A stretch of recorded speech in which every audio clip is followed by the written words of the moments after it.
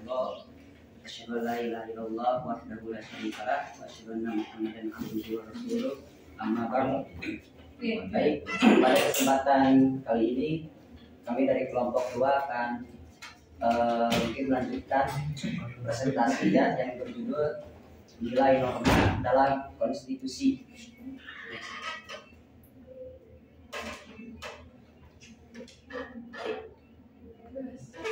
Jadi yang pertama ada norma. Norma secara etimologi yaitu berasal dari bahasa Belanda, yaitu norm, artinya patokan, pedoman atau pokok kaidah, dan bahasa Latinnya yaitu mos, yang berarti kata kelakuan, adat istiadat atau kebiasaan. Lalu menurut Kamus Besar Bahasa Indonesia, norma ini memiliki arti yaitu aturan atau ketentuan yang mengikat warga kelompok dalam masyarakat. Lalu dipakai sebagai panduan tatanan dan pengendali tingkah laku yang sesuai dan diterima oleh setiap warga masyarakat. Lalu menurut John J. Masionis, dia berpendapat bahwa norma ini adalah segala aturan dan harapan yang ada di masyarakat yang memandu segala perilaku yang dilakukan anggota masyarakatnya. Jadi berdasarkan pengertian tadi, dipahami bahwa norma ini merupakan aturan yang telah disepakati oleh suatu kelompok di dalam masyarakat itu. Lalu tujuannya itu untuk diimplementasikan sebagai acuan dalam berperilaku. Jadi apabila seseorang melakukan perbuatan yang di luar norma, maka ada dikenai sanksi. Lalu yang kedua ada konstitusi. Konstitusi secara etimologi yaitu berasal dari bahasa Prancis yang tadi sudah disebutkan sebelumnya, yaitu constituer, artinya membentuk. Lalu menurut Lord James Bryce, konstitusi adalah suatu kerangka negara yang diorganisasikan melalui dengan hukum, yang menetapkan lembaga-lembaga yang tetap dengan mengakui fungsi-fungsi dan haknya. Lalu ada dalam sebuah kutipan buku juga yang berjudul Pendidikan Pancasila dan Kewarganegaraan, karya Zulkifar Putra dan Farid Wajdi, menjelaskan bahwa konstitusi adalah peraturan dasar mengenai pembentukan negara di mana berkaitan dengan unsur ketatanegaraan.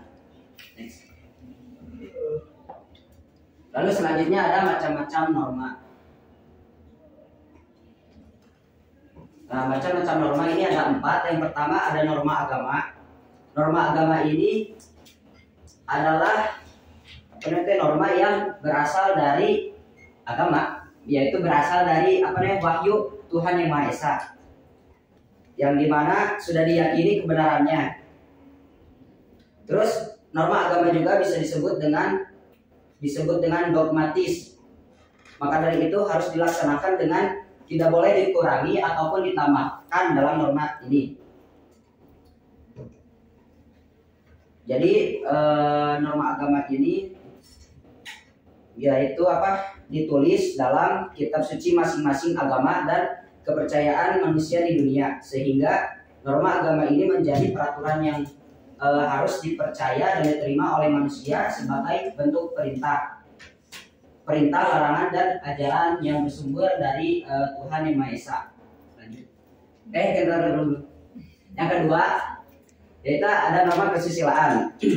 Norma kesusilaan adalah peraturan yang berasal dari hati nurani, yang dimana norma kesusilaan ini menghasilkan perilaku akhlak yang baik, sehingga seseorang dapat membedakan sesuatu yang benar dan yang buruk. Lalu yang ketiga ada norma kesopanan.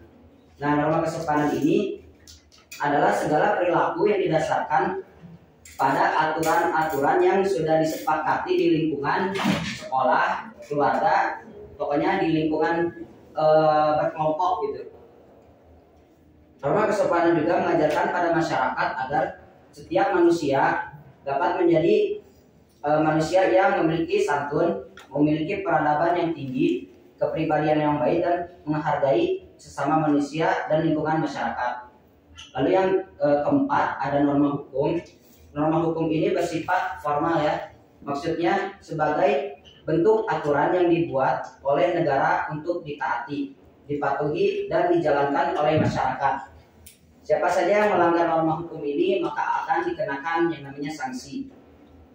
Akan diproses secara formal oleh lembaga penegak hukum untuk diadili agar diperoleh putusan yang seadil-adilnya. Next.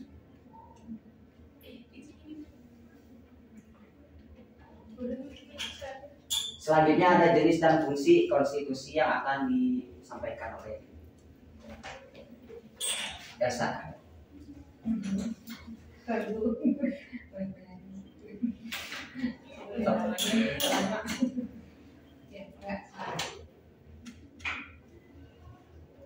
Baik, selanjutnya fungsi konstitusi. Fungsi konstitusi itu ya, berarti membatasi kekuasaan pemerintahan di mana supaya warga tidak bersifat sewenang-wenangnya. Yang kedua, memberikan suatu rangka dasar hukum bagi perubahan masyarakat yang dicita-citakan tahap berikutnya.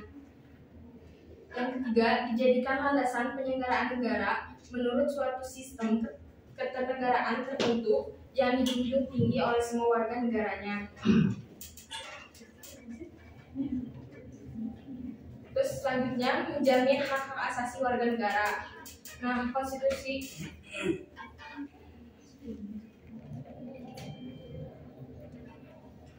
jadi pada intinya fungsi konstitusi itu yaitu membatasi kekuasaan supaya warganya itu tidak berlaku sewenang-wenangnya, memiliki arahan pokoknya buat supaya kita tuh jadi tertib, punya arahan gitu, aturan-aturan kayak gitu. Terus selanjutnya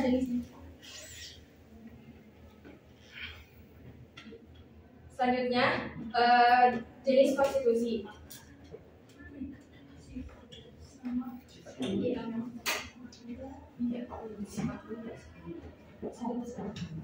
Selanjutnya sifat konstitusi. Sifat konstitusi itu ada dua secara utamanya. Yang pertama bersifat luas atau fleksibel, di mana dalam hal ini konstitusi dapat berubah melalui prosedur seperti membuat undang-undang dan disesuaikan dengan perkembangan zaman. Yang kedua, konstitusi bersifat kaku, yang berarti atau bisa disebut dengan rigid, yaitu undang-undang dasar yang sulit atau tidak bisa diubah sampai kapanpun, atau hanya dapat diubah melalui prosedur yang berbeda dengan prosedur membuat undang-undang. Next.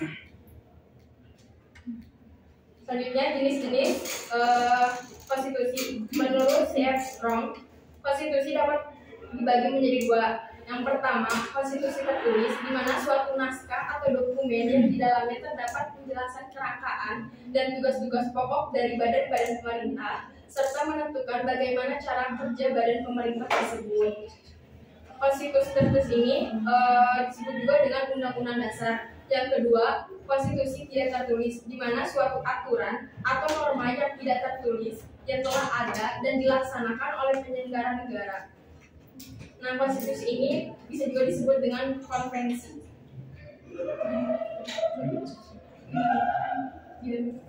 Ada.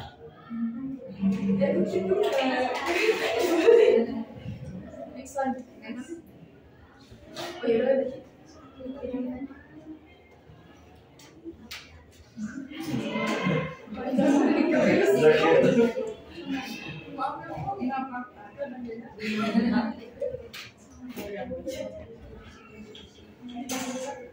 Selanjutnya dinamika konstitusi di Indonesia. Dalam perkembangannya, konstitusi di Indonesia sudah mengalami beberapa kali perubahan sesuai dengan kehendak rakyat. Oleh karena itu, negara Indonesia menganut sistem demokrasi berdasarkan pada kedaulatan rakyat. Maka perubahan-perubahan konstitusi harus didukung oleh rakyat sebagai pemilik kedaulatan. Contoh sistem perubahan konstitusi yang berdampak pada perubahan-perubahan pemerintahan yaitu setelah amandemen Undang-Undang Dasar 1945, mulai dari istilah penulisan berubah menjadi Undang-Undang Negara Republik Indonesia tahun 1945. Ada perubahan sebelum amandemen, tidak ada kata-kata Negara Republik Indonesia setelah huruf Undang-Undang Dasar atau sebelum angka tahun 1945. Namun setelah amandemen terjadi perubahan di antara Undang-Undang Dasar dan tahun 1945 ditambah dengan beberapa kosakata, yaitu Negara Republik Indonesia atau disingkat NRI. Setelah amandemen konstitusi Undang-Undang Negara Republik Indonesia tahun 1945, kemungkinan rakyat dapat mengusulkan perubahan sistem pemerintahan dan kenegaraan tersebut dengan dikuatkan oleh landasan-landasan hukum turunannya, baik itu perubahan melalui amandemen Undang-Undang Dasar 1945 maupun berupa ketetapan MPR RI, undang-undang dan peraturan pemerintah sudah dapat dijadikan dasar hukum untuk melakukan perubahan dalam sistem pemerintahan dan kenegaraan. 9 dasar hukum perubahan sistem. Ada 9 dasar hukum yang melegalkan adanya perubahan pada sistem pemerintahan dan kenegaraan dari sentralisasi kepada desentralisasi. Satu yaitu Undang-Undang Dasar Negara Republik Indonesia 1945 pasal 8, 18A dan 18B yang ditetapkan pada putusan amandemen Ketua Undang-Undang 1945 pada tahun 2000. Dengan ditetapkannya 3 pasal ini, maka penyelenggaraan sistem sentralisasi berubah menjadi sistem desentralisasi dengan istilah otonomi daerah. Yang kedua, ketetapan MPR RI nomor MPR 1998. Ketetapan MPR RI ini sebagai dasar hukum yang mengatur tentang desentralisasi. Isinya pengaturan tentang penyelenggaraan otonomi di Indonesia dan memberikan dasar hukum untuk mengatur beberapa urusan tentang pembagian pemanfaatan sumber daya nasional yang berkeadilan serta mengatur tentang pertimbangan keuangan pusat dan daerah. Yang ketiga, Undang-Undang Nomor 34 Tahun 2000 yang mengatur tentang pajak daerah dan retribusi daerah. Undang-undang ini merupakan atas Undang-Undang Nomor 18 Tahun 1975. Yang keempat, Undang-Undang Nomor 17 Tahun 2003 mengatur keuangan negara, diatur ketentuan kekuasaan atas pengelolaan keuangan negara pada berbagai tingkatan kekuasaan penyelenggara negara. Salah satunya, ketentuan mengenai kekuasaan keuangan daerah diserahkan kepada gubernur atau bupati atau wali kota selaku kepala pemerintah daerah.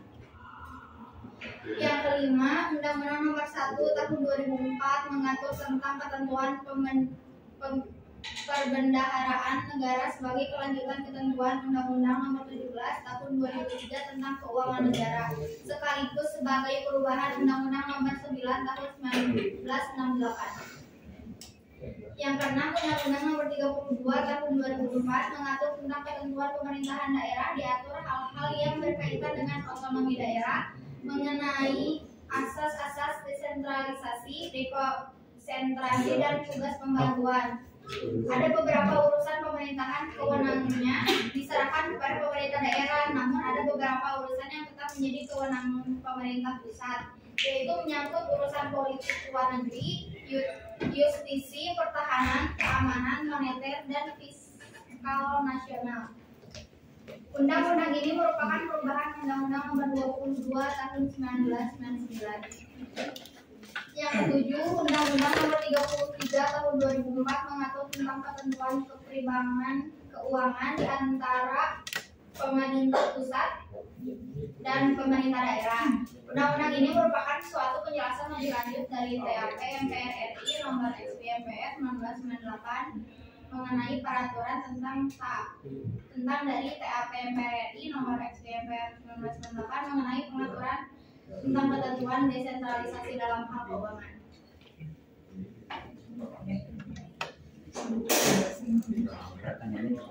Ya, boleh di depan kesimpulan dulu.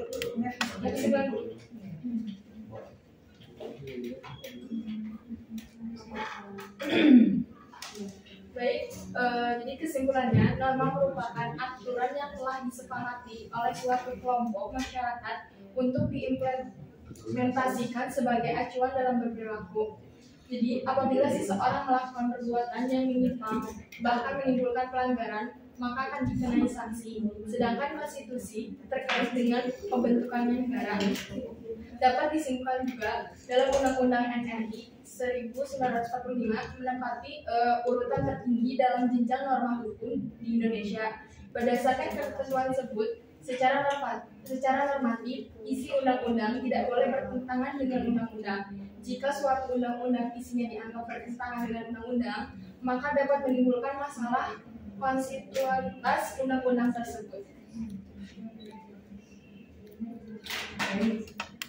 Silakan pada Kang Joten. Ya, moderator yang pertama bisa di depan. Tuh maju semuanya dilakukan aja.